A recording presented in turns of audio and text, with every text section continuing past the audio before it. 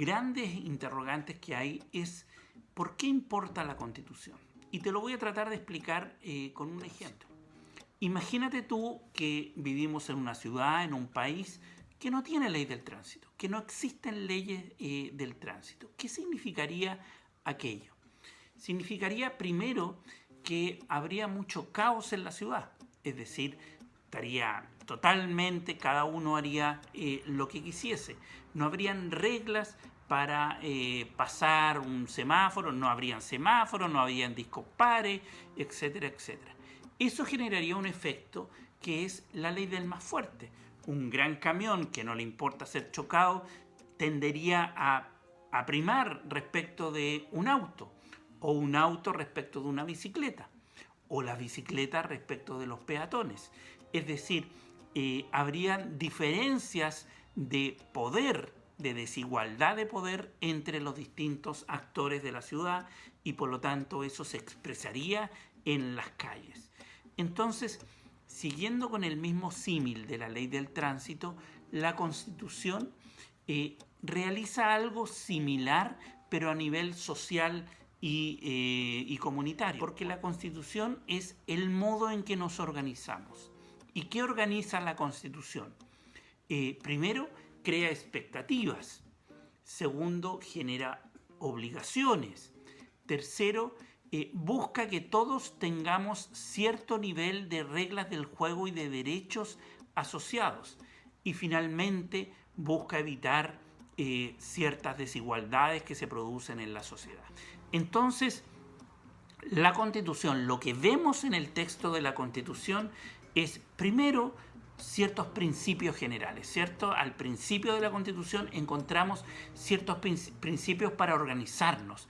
Chile, un Estado unitario, la familia es relevante para la sociedad, el Estado tiene que promover el bien común. Grandes declaraciones, pero que organizan nuestros principios de convivencia. Por ejemplo, la protección de la familia, la protección de la inviolabilidad del hogar, por ejemplo, o de los derechos fundamentales de uno.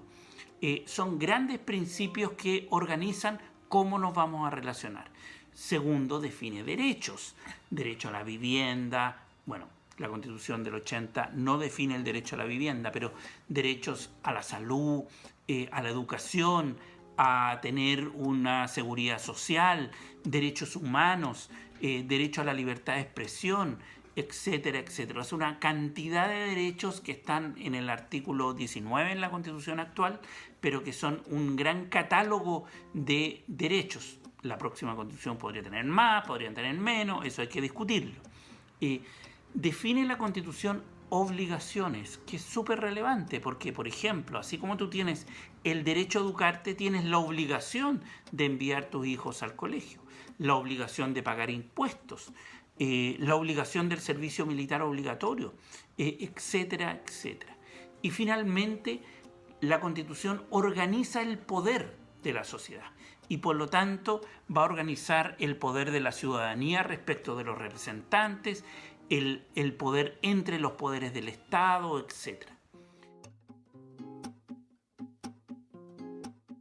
Entonces, así como la ley del tránsito organiza la vida en común de distintos actores, ciclistas, ciudadanos, automóviles, la Constitución nos organiza en términos de principios, derechos, deberes y organización del poder político. Ahora, ¿la ley del tránsito resuelve todos los accidentes? No, no lo resuelve. Obviamente los minimiza, los trata de reducir, pero no resuelve todos los problemas, obviamente porque depende de muchos factores.